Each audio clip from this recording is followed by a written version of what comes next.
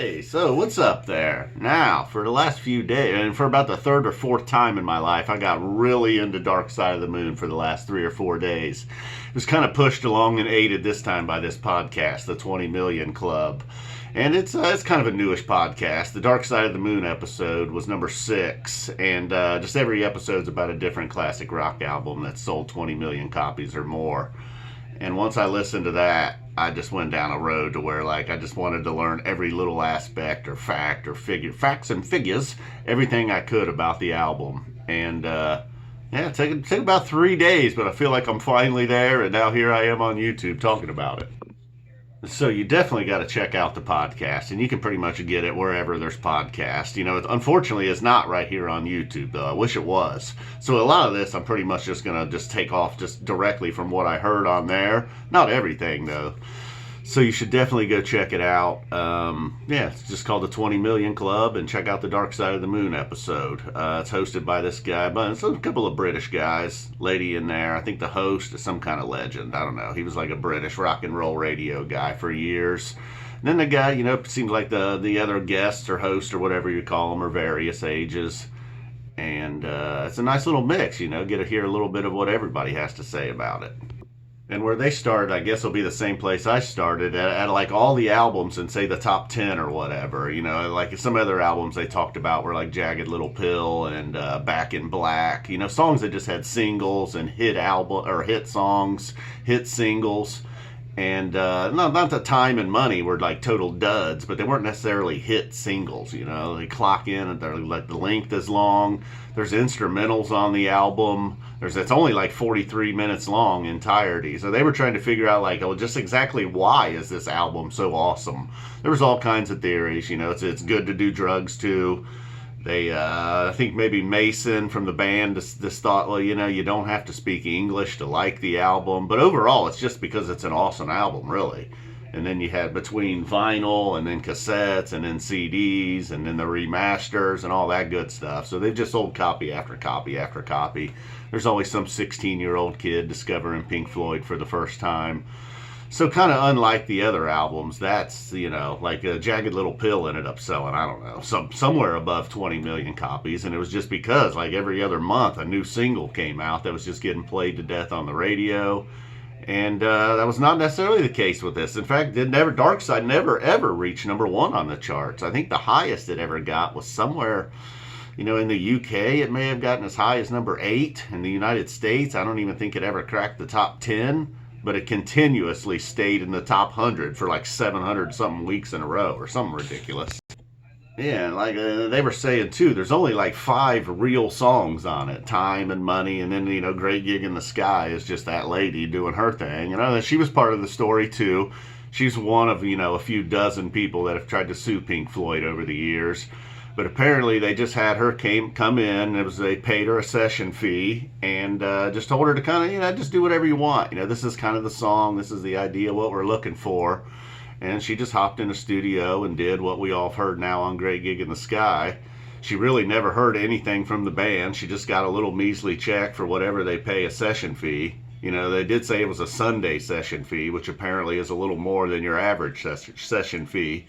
But anyhow, so then the album comes out. She's like, hey, that's me. What's going on? And, you know, anyhow, they finally work out a deal. She even got a writing credit on Great Gig in the Sky. Carol Torrey, or what was her name? I might have written her name. Claire Torrey was her name. I wrote that down. Naomi Watts' father shows up on the album. You've always wondered about that weird, like, kind of talking and just hear some noises and some voices throughout, and then just kind of that crazy mad laugh. There's 2 different ones. There's this guy, Roger the Hat, that I learned about. I listened to some crazy interview with him. You can hear his laugh a little bit in On the Run, but the main laugh that you hear, I believe, is Naomi Watts' father. He was just like, I don't know.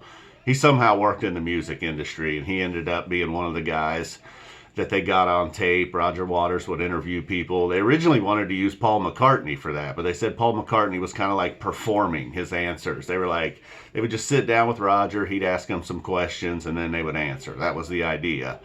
And it was kind of all about the album, just everything from violence to death to life, just whatever.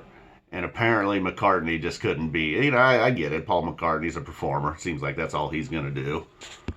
And of course, the album cover. I guess it was a big deal for Roger to not have a moon on the cover. You know, with those early Sid albums, and I talked a lot about Sid throughout this podcast too.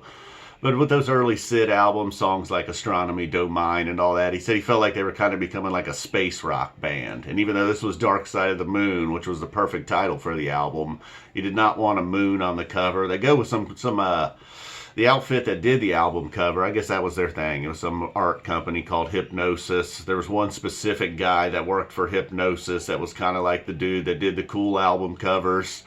And he actually requested and was granted a trip to Cairo. He said he needed to go to Egypt to see the pyramids to do this album cover. So, and he had done that another one. I think maybe, I don't know, they told a story about some other album cover he did where he was like, nah, I need to go visit the Sahara Desert to actually get a feel for what I want on this album cover. So back then, you know, I don't know, record industry apparently was just throwing money left and right around for things like that. And, you know, it worked. I don't know if he actually needed to go to Egypt. He probably could have just went to the library and got some pictures of a pyramid. But he was one of these artists that really, really needed to travel the world in order to get the perfect feel for an album cover. And it worked perfect for this. I mean, I don't know if it's the greatest album cover ever. It's definitely one of the most recognizable. And then, of course, they talked a little bit about Syd Barrett and some of these lyrics dealing with Syd Barrett, maybe some of the guilt they felt. And, yeah, it seems like, yeah, you just can't talk about Pink Floyd without talking about Syd Barrett, I guess. And then they also talked about how there was kind of like, he was kind of the band leader. He was the front man. He was the songwriter. And then when he went away, there's a couple albums there where they're just, you know, they were just sort of still the same band. But this was the first album when they really took off and went a new direction. And it just sort of naturally happened that Roger sort of took the lead, which they needed. They needed somebody to kind of become the new front man and take the lead. And but unfortunately, it was Roger, although that was desperately needed at the time. And it led to a couple of great albums there in the mid to late 70s with this, Wish You Were Here, and Animals, even The Wall later on. But ultimately, that was the demise of the band, because once Roger was in control and had taken control, it appears that he was just a complete control freak at that point. So while he saved the band, they got, you know, a half a decade of awesome albums out of him being the leader. Ultimately, it was also the beginning of the end, right, when he kind of took control during the recording of this album. And they played a lot. That was another thing I discovered this week. Not only songs from this album that they had played live previously, but songs from other albums that they had played live before the album came out. So kind of like Fish in that sense. I guess I never realized Pink Floyd was one of those bands that actually had the songs and were working on them live in concert before they actually got into a studio. There was one, I think it was called I'll include some links down below too in the description for some of these songs. Mortality Sequence, I think, was what eventually became The Great Gig in the Sky. There's some cool stuff from Animal. I think by the time they got to Animals, they were like, maybe enough with the Sid stuff. You know, we touched on Sid throughout Dark Side of the Moon, and then we obviously went full Syd Barrett on Wish You Were Here. So maybe by the time they got to Animals, it was just like, all right, enough with the Sid lyrics.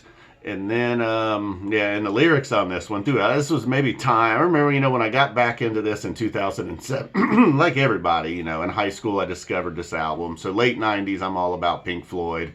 By 2003, I had kind of shifted. And, you know, I kind of stayed into Floyd. And then 2017, I went to see Roger Waters. And that's when I kind of got back into it. Didn't go this deep into it then. But I definitely remember time really hitting me differently than it did back in like 1999. And so the lyrics on this are all great. The very first lyric of the song, you know, that's the type of shit I paid attention to this time around, was breathe, breathe in the air. After that first intro, you know. Oh, and then that intro, it's kind of cool too.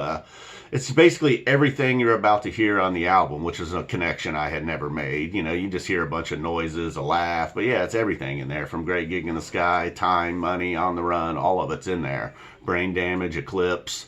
So the very first lyrics, breathe, breathe in the air. And then the very last lyrics, where everything under the sun is in tune. Oh, that's pretty nice. But then the sun is eclipsed by the moon. So it had to end very, very Roger Waters. There's always a little bit of a darkness to all his lyrics. No matter how good they are, and it's like, oh, that sounds very nice and warming and beautiful. Everything under the sun is in tune, but the sun is eclipsed by the moon. So it's just another, lyrically, a perfect beginning and end to the album. And then I guess that's what leads to you selling things like 45 million copies. So check out these links I'll put down here below. Also check out the podcast. 20 Million Club, episode number 6. You know, I've mentioned a lot of the cool stuff, but believe me, they went on for over an hour. It's really good. I recommended it to several friends. The friends that have checked it out liked it, went on to listen to more. And it's kind of cool to listen to this and then listen to the album. And, you know, it's almost inspired me to go out and get a vinyl player. And I ain't going that far. I'm not going to become vinyl guy, but they talked a little bit about that. And, you know, maybe why the album was kind of short and each side was kind of short. I don't know. Maybe somebody, if anybody happens to watch this that knows something, said something about, you know, I don't know. The less music you tried to cram onto that album, the better it was going to sound. So, sonically, they wanted a shorter album because it sounds better, I guess. I don't know. They were talking about everything, the temperature of the room, all kinds of stuff. So I guess that does it. You know, below we got that interview with Roger the Hat. Like I said, it was Naomi Watts' father is the more famous laugh. But, you know, faintly in the background on the Run, you can hear Roger the Hat. He was just some guy. I don't know. That was an interesting interview. And, all right, guys. Boom. Hopefully you check out the podcast. Boom. Hopefully you made it this far. And I might try this YouTube premiere thing with this, since this is not a live video. It's kind of a pre-recorded deal. And hopefully I mentioned everything I wanted to mention here. I think I did. Yeah, oh, and then one guy talked about his meeting with Sid, and it sounded like, I think I've seen like one picture of Sid Barrett, like post Pink Floyd, all those years later. And he kind of looked like Al Bundy with less hair and about 75 pounds heavier. And one of the dudes here in the podcast met Sid Barrett one time, I believe it was in the late 70s. And yeah, man, the stories are all true. You know, it's debatable. It's like, well, was he schizophrenic or did he take too much acid? Was it a combination of both? Probably a combination of both. The guy probably had some mental illness going, and then you're just dropping acid by the handful night after night. Didn't go well. All right, guys. Boom. Thanks for checking this out. Boom. Check out the podcast. We'll see you. It's some British blokes. They get on the horse with their own hands, isn't it?